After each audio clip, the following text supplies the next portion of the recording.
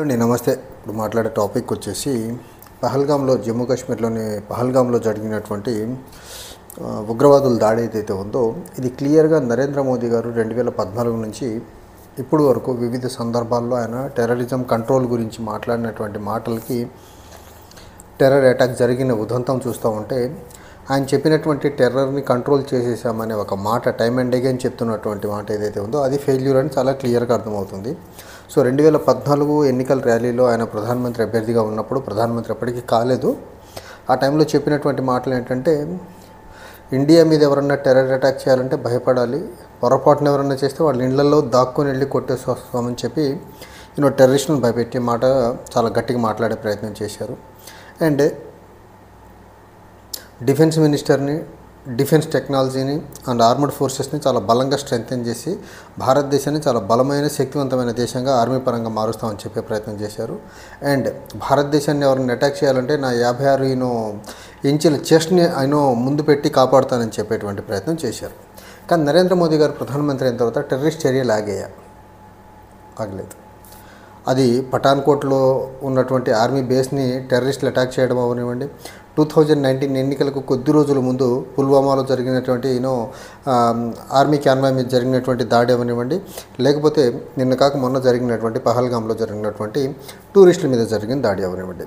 So ఈ దాడులన్నీ చూస్తూ ఉంటే భారతదేశంలో అంతకుముందు ఎలా టెర్రర్ అటాక్స్ అయితే జరిగినావో, ఉగ్రవాదులు ఎలా అయితే అటాక్ చేశారో, నరేంద్ర మోదీ ప్రధాని అయిన తర్వాత కూడా టెర్రర్ అటాక్స్ అయితే ఇండియాలో ఆగలేదు అనేది మాత్రం మొన్న జరిగినటువంటి టెర్రర్ అటాక్తో మాత్రం చాలా క్లియర్గా అర్థమైంది.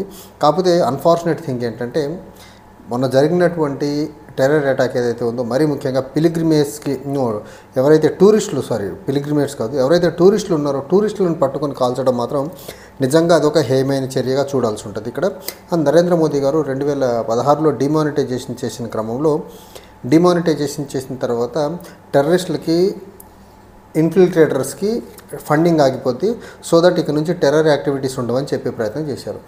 డిమానిటైజేషన్ చేసిన తర్వాత పుల్వామా అటాక్ జరిగింది, ఆ తర్వాత మొన్న పహల్గామ్లో టెర్రర్ అటాక్ జరిగింది. సో ఈయన చేపట్టినటువంటి డిఫెన్స్ డిమానిటైజేషన్ ఫెయిల్యూర్, ఈయన చెప్పినటువంటి డిఫెన్స్ స్ట్రెంథనింగ్ ఫెయిల్యూర్, ఈయన చెప్పినటువంటి ఆర్మీని మొత్తాన్ని స్ట్రెంథెన్ చేస్తాననేది ఫెయిల్యూర్, ఈయన 56 ఇంచెస్ ఉన్నటువంటి చెస్ట్ని అడ్డం పెట్టి దేశంలో ఎక్కడ టెర్రర్ దాడులు జరగకుండా ఆపుతానని చెప్పినటువంటిది అబద్ధం. సో ఈ రకంగా చూసుకుంటే నరేంద్ర మోదీ గారు చాలా కంప్లీట్గా టెర్రరిజాన్ని కంట్రోల్ నేను చెప్పినటువంటి జస్ట్ మేజర్ ఇన్సిడెంట్స్ చెప్తున్నాను.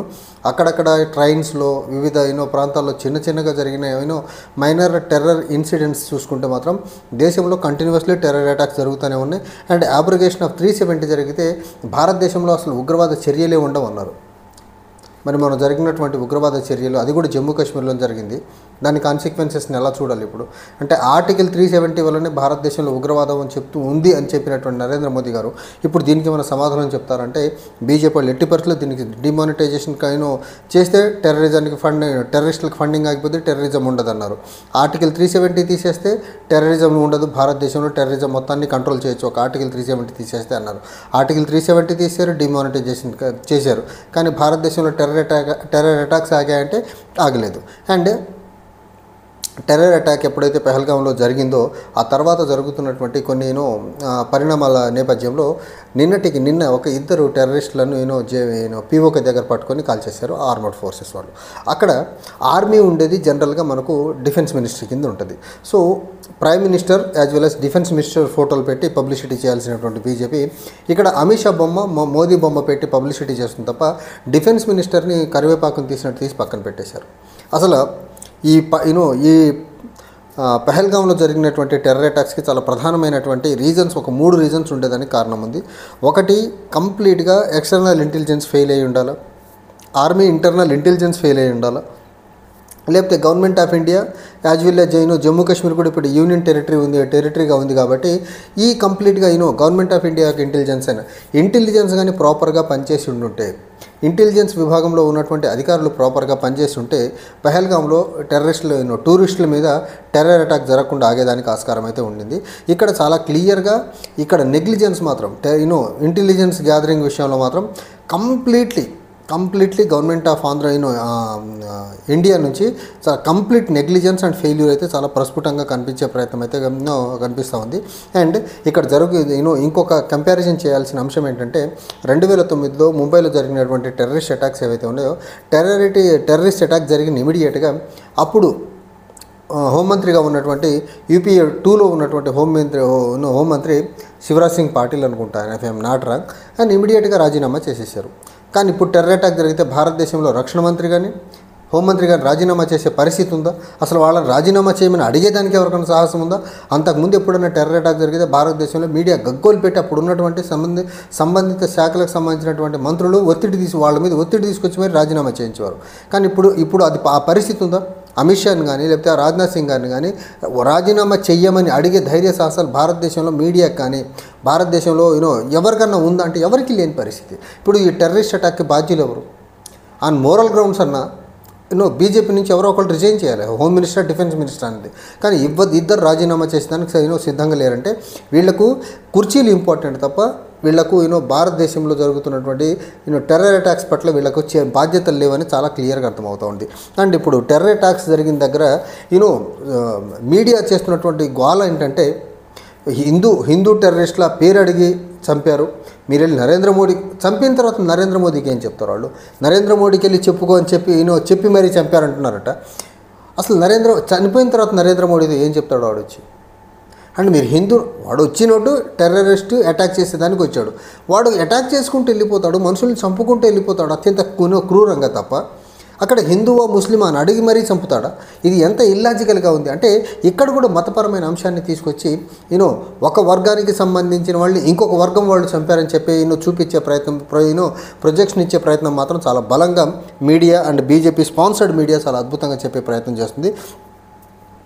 ఇక్కడ ఇంకో అంశం వీళ్ళు దాచేస్తుంది అంటే ఎక్కడైతే టూరిస్టులు అక్కడ పహల్గాం రీజియన్లో టూరిస్టులు వెళ్ళారో ఆ ప్రాంతంలోనే ఒక ముస్లిం యువకుడు గుర్రపు స్వారీ చేయిస్తున్న క్రమంలో అతను టెర్రరిస్టులతో కన్ఫ్రంట్ అయ్యి వాళ్ళని ఆపే ప్రయత్నం చేసి వాళ్ళ దగ్గర ఉన్న వెపన్స్ లాక్కునే ప్రయత్నం చేసినటువంటి ముస్లిం యువకుడు గురించి చెప్పే ప్రయత్నం చేయట్లా. అక్కడ చనిపోయిన వాళ్ళందరూ హిందువులు, అది కూడా పేరు అడిగి మరీ చంపేశారనేసి వక్ర భాష్యాలు చెప్తున్నది ఏదైతే ఉందో అది సమాజంలో ఇప్పటికే బీజేపీ విధానాలతో సమాజం నిట్టనిలువున చీలిపోయింది, హిందూ ముస్లింగా మతాలుగా అండ్ కులాలుగా కూడా చీలిపోయింది. ఇంకొక ఇప్పుడు టెర్రరిస్టుల దాంట్లో కూడా ఈ రకమైన డివిజన్స్ తీసుకొచ్చి భారతదేశ సమాజాన్ని బీజేపీకి అనుబంధ మనుషులు అసలు భారతదేశాన్ని ఏం చేయాలనుకుంటున్నారు?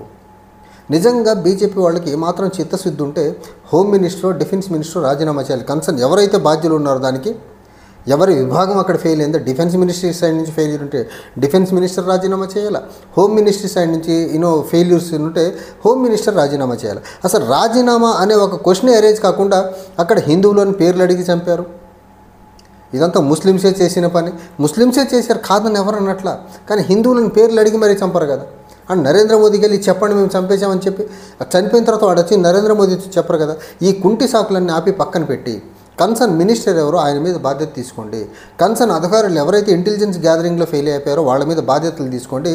మీ sincerity towards the containment of టెర్రరిజాన్ని ప్రూవ్ చేయండి తప్ప ఈ చౌకబారు రాజకీయ విమర్శలు చేసుకుంటూ మతపరమైన విమర్శలు చేసుకుంటూ దేశాన్ని తప్పుదారి పట్టించి మీ తప్పుల్ని ఆ తప్పుదారిలో కప్పెట్టే ప్రయత్నం మాత్రం దయచేసి చేయకపోతే బాగుంటుంది. Thank you.